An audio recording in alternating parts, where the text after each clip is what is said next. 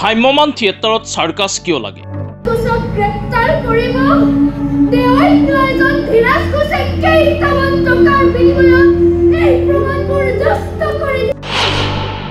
ভ্ৰাম্যমানত সাৰ্কাছৰ প্ৰয়োজনীয়তা আছেনে?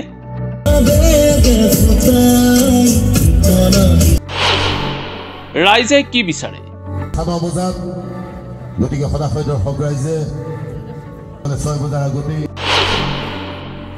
ৰাইজে বিচাৰে এখন প্ৰকৃত নাটক।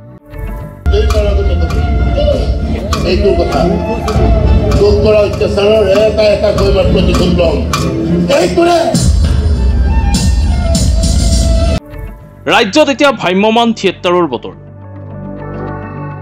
প্ৰকৃততে ভ্ৰাম্যমান থিয়েটাৰে অটুট ৰাখিছেনে তেওঁলোকৰ গৰিমা? এয়া সচেতন জনতাৰ প্ৰশ্ন। তাৰ মাজতে কহিনুৰ থিয়েটাৰে আগৰ গৰিমা অটুট ৰাখিছে। সাৰ্কাছবিহীনভাৱে ৰাইজক দিছে এখন সৰ্বাংগ সুন্দৰ নাটক। মৃদুল চুতীয়াৰ পিঞ্জৰা নাটকখনে কঁপাই তুলিছে কহিনুৰ মঞ্চ। বজালিত অসংখ্য দৰ্শকৰ সমাগম কহিনুৰ পিঞ্জৰা নাট চাবলৈ। দৰ্শকৰ বিপুল সঁহাৰিৰ মাজত কহিনুৰ থিয়েটাৰ। ৰূপকোঁৱৰ জ্যোতিপ্ৰসাদ আগৰৱালাৰ এটি সংগীতেৰে নাটকখন আগবাঢ়ি যোৱাৰ পৰিলক্ষিত হয়। তপন লহকৰৰ প্ৰযোজনাত এখন ব্যক্তিক্ৰমিক ধৰ্মী নাটক পিঞ্জৰা।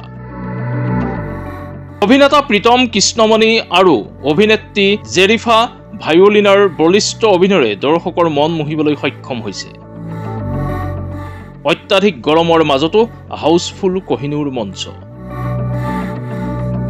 শেহতীয়াকৈ ভ্ৰাম্যমান থিয়েটাৰৰ সম্পৰ্কত সাৰ্কাছ, চিত্ৰহাৰৰ দৰে আদিৰ শব্দ ব্যৱহাৰ হোৱাৰ বাবে দুখ প্ৰকাশ কৰিছে প্ৰযোজক তপন লহকৰে। নাটকৰ সস্তি আৰু জনপ্ৰিয়তাৰ লাভৰ বাবে ভ্ৰাম্যমান থিয়েটাৰক সাৰ্কাছলৈ ৰূপান্তৰ নকৰিবলৈও আহ্বান প্ৰযোজক লহকৰৰ। এতিয়া সময়েহে ক'ব প্ৰকৃততে ভ্ৰাম্যমান থিয়েটাৰত সাৰ্কাছৰ প্ৰয়োজনীয়তা আছেনে নাই। আমি ৰাইজক পিয়ৰ নাটক এখন দেখুৱাইছোঁ। ইয়াতে কোনো ভেকু ভাওনা হোৱা নাই। যাক নাটক বুলি কয় সেই বস্তুটো এইবাৰ কহিনুৰে দেখুৱাব গৈ আছে। তপন দাই যথেষ্ট সহায় কৰিছে তাত, আৰু মৃদুল চুতীয়া ছাৰৰ বৰ ধুনীয়া স্ক্ৰিপ্ট, কৰিও ভাল লাগিছে সকলোৰে। আৰু ৰাইজে ইমানখিনিৰ মাজতো এখন ইউনিক নাটক এখন এবাৰ দেখিব পাইছে, আৰু আশা কৰোঁ অসমৰ ৰাইজে পিঞ্জৰাখন আঁকোৱালি ল'ব। ধন্যবাদ। বিশেষকৈ পিঞ্জৰা নাটকখনত সাৰ্কাছ মীনা বজাৰ এইবিলাক শব্দ প্ৰয়োগ কৰি থকাৰ গুৰিতে হৈছে কিছুমান লগাতকৈ বেছি আমাৰ ষ্টাণ্টবাজি হওক বা আমাৰ ৰেম্পৰ কাৰবাৰ এইবিলাকৰ কাৰণে নিশ্চয় আমাৰ চিত্ৰহাৰ, মীনা বজাৰ এনেকুৱা ধৰণৰ কথাবিলাক ওলাইছে। কিন্তু এইখনৰ কমপ্লিট বিপৰীত ধৰ্মী এখন নাটক, বাস্তৱধৰ্মী নাটক।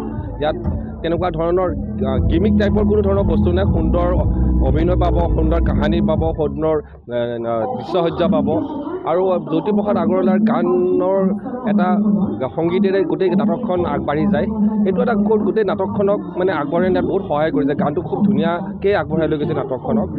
আৰু বিশেষকৈ মই ক'ব যাওঁ, আজি গিমিকবিলাক শব্দৰ কাৰণে যে দৰ্শকে দৌৰিছে, তাৰ এগেইনষ্টে মোৰ প্ৰেক্ষাগৃহত পিঞ্জৰা নামৰ নাটকখনত যিখিনি অদূৰ্ব সাফল্য পালোঁ বা দৰ্শকে যেনে আঁকোৱালিলে 4টা দিনে, ইয়াৰ এইটোৱে বুজায় যে দৰ্শক এতিয়া ভাল নাটক চোৱাৰ আগ্ৰহী, চৰ্চা লাভ কৰিছে। ভাল লাগিছে যে এনেকুৱা এখন নাটক দৰ্শকে আঁকোৱালি লৈছে। আৰু হয়তো যিখিনি শব্দ আপোনালোকে এতিয়া বজাৰত ওলাই আছে ভ্ৰাম্যমানৰ এগেইনষ্টত, তাৰ এগেইনষ্টত এইখন নাটক নিশ্চয় এটা উত্তৰ হিচাপে দেখা দিছে। আহ্বান জনাব নেকি প্ৰযোজকসকলক? মই একো প্ৰযোজকসকলক আহ্বান জনোৱা মই ক'ব নোৱাৰোঁ। তথাপিও যে সুস্থিৰভাৱে ভ্ৰাম্যমান ইণ্ডাষ্ট্ৰিটো বাছি ৰাখিব লাগে। ইয়াৰ সুদূৰ ভৱিষ্যতলৈ ইয়াৰ যিটো গৌৰৱময় পূৰ্ব গৰিমা সেইখিনি বাছি ৰাখিব লাগে। আগন্তুক সময় ভ্ৰাম্যমান আৰু উজ্বলি উঠক, কিন্তু সুস্থিৰভাৱে ইণ্ডাষ্ট্ৰিটো বাছি থকাটো বিচাৰোঁ।